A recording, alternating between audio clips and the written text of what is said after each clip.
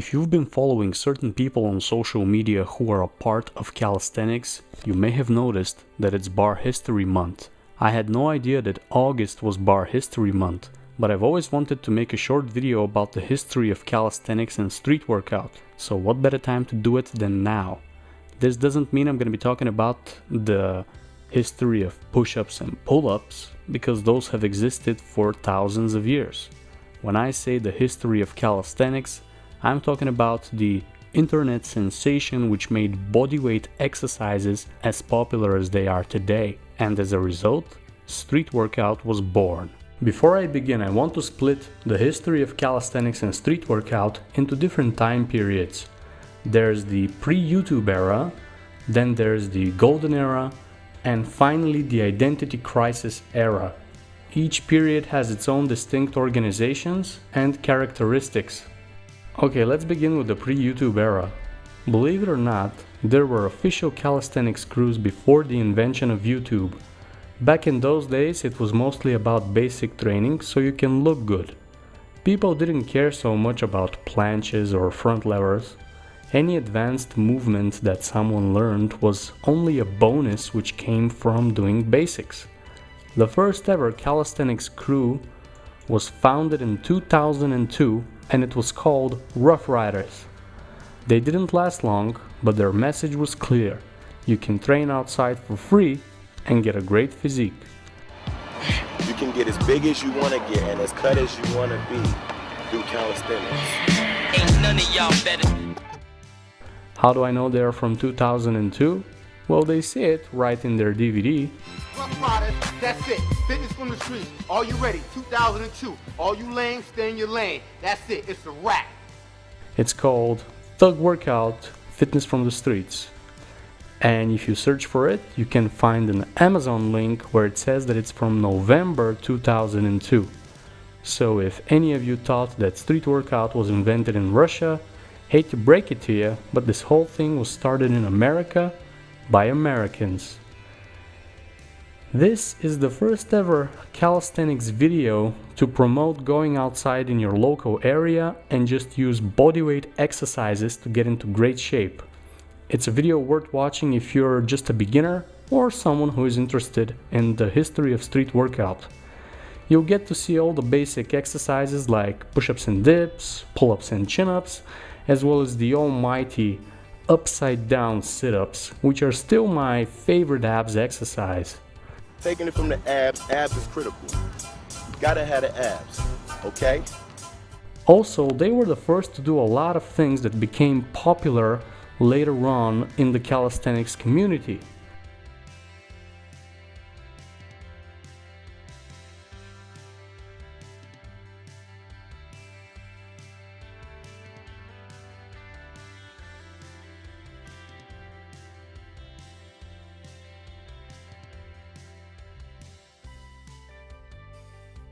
The people who stand out the most from the DVD are Iborn and Big G.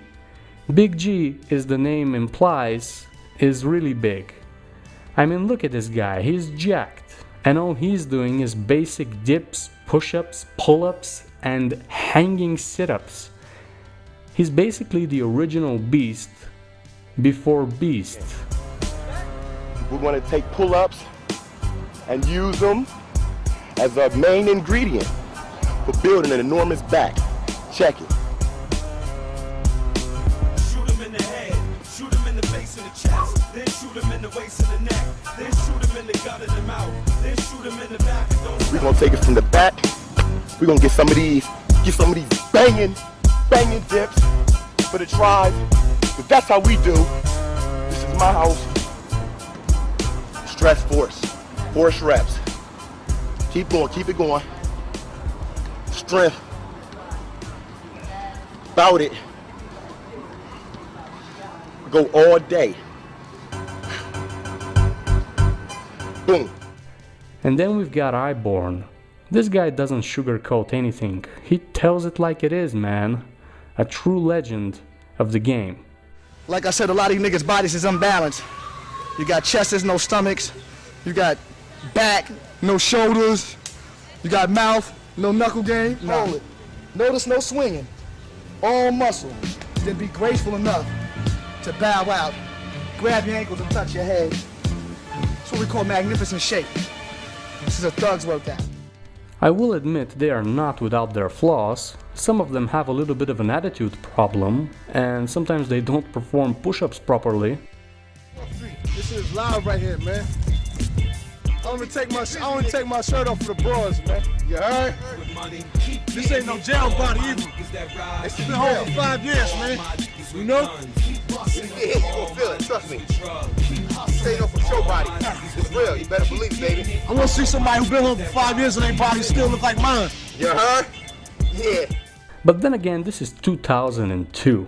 We lived in a lot less politically correct time back then, and this had its advantages.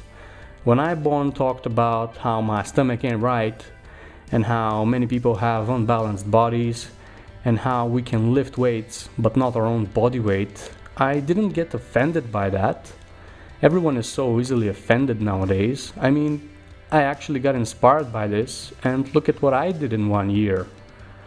So overall, despite their flaws, they are the first ever calisthenics crew and are extremely important to the history of street workout. Yeah! Yeah! That's what I'm talking about! Yeah! Rough Ryders! Rough Ryders! Round them up! Rough Ryders! Dog workout! We bring it! We bring it! There is another crew from the pre-YouTube era which was even more influential. They are called Bartenders, and I believe they are the second ever calisthenics crew and were founded in 2003. Their leader is Giant, which stands for Growing is a Noble Thing.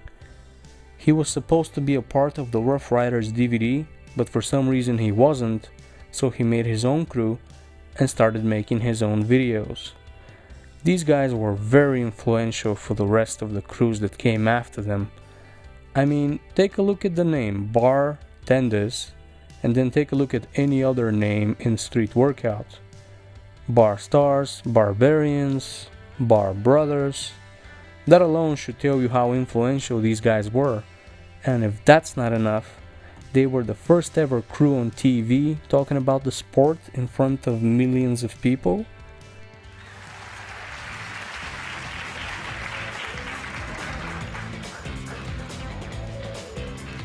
Not bad. Wow.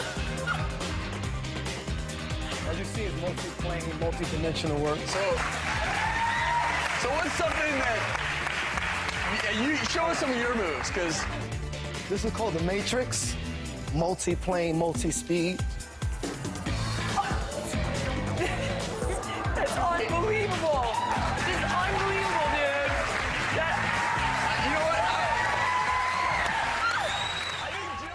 And if that's not enough, both Hannibal For King and Beast were part of Bartenders before they became famous on YouTube.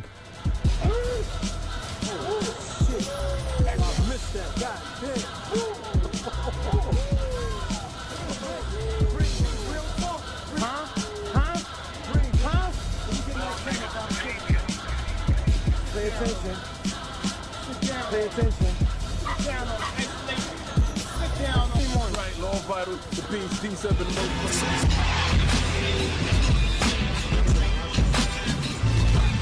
Put your wrist back up, baby.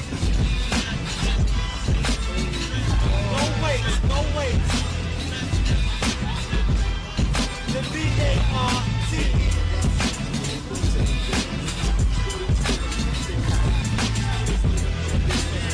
That's right, animals.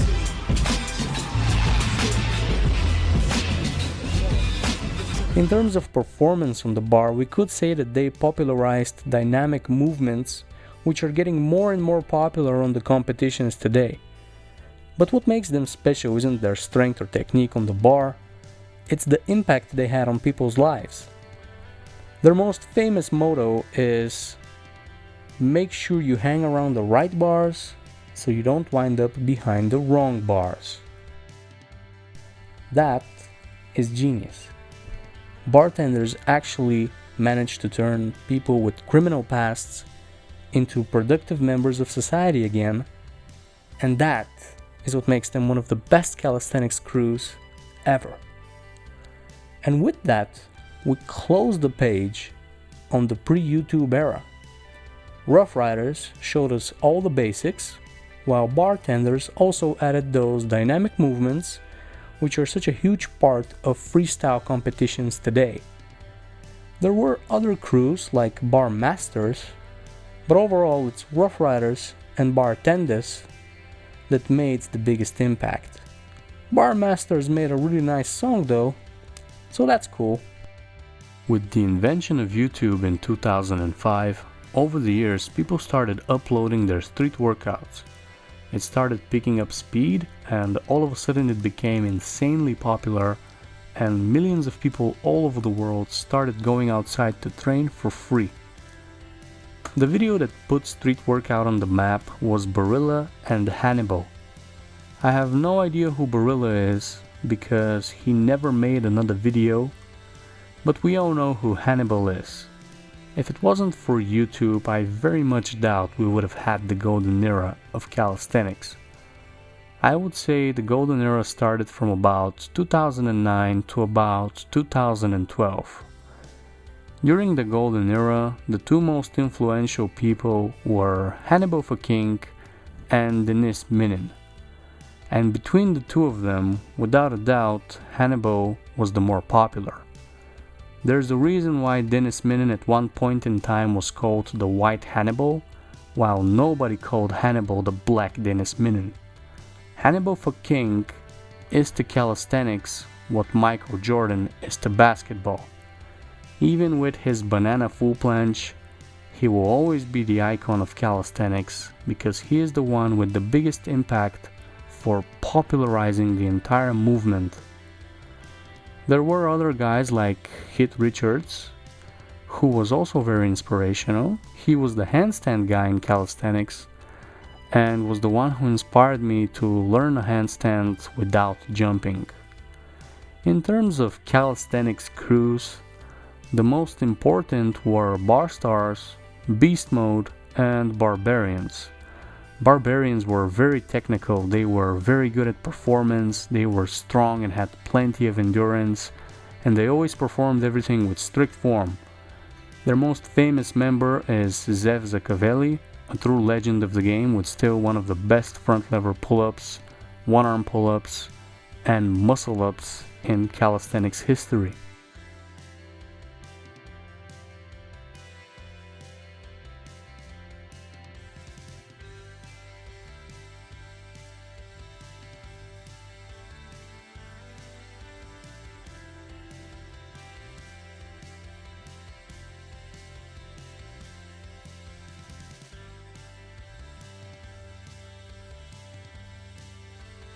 BeastMode motivated a lot of people as well. They were the first truly heavyweight calisthenics crew.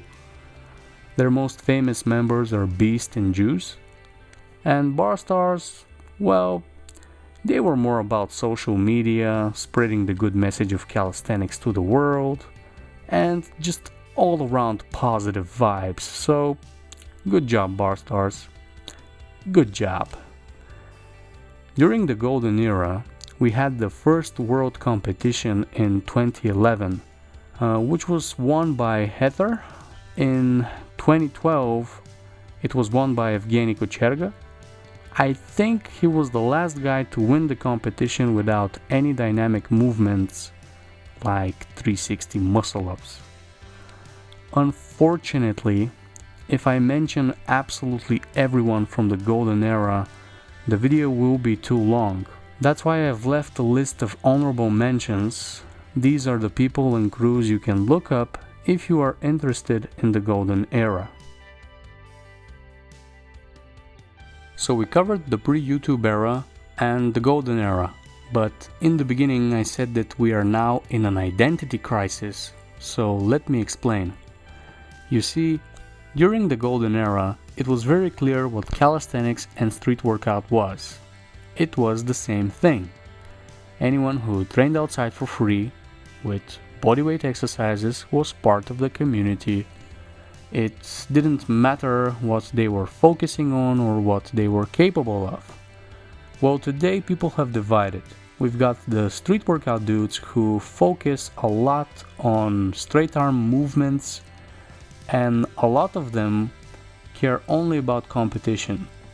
And then we've got the calisthenics dudes who focus a lot on basic exercise, and many of them care only about a good looking physique and not about strength.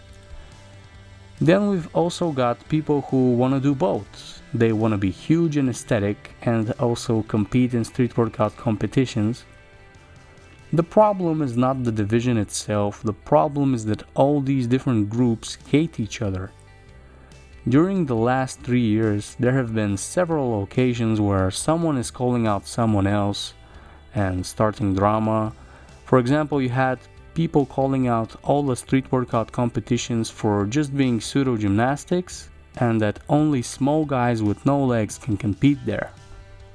Then you've got the street workout guys getting butthurt that they are not as famous as the aesthetic guys, even though they are stronger than them at competitions.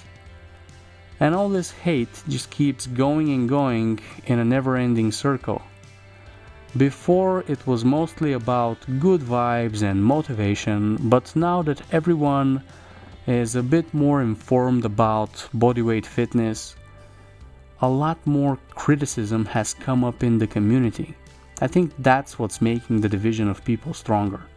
You see, back in 2009 or 10, when we saw Hannibal and Zeph, we just loved what we saw and were inspired.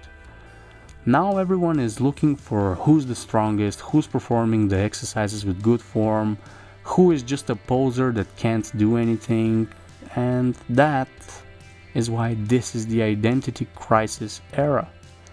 Many are still arguing about what's the real street workout and what isn't, and it just keeps going and going like this. I love working out, and you should too. And here we are at the end of the video. As you can see, I mainly focused on the first 2 periods of history because those are the most important. There are so many people who think Hannibal was the first to create street workout, or that it was created in Russia, and almost nobody has heard of Ruff Ryders or Bartenders. And that's why I wanted to make this video.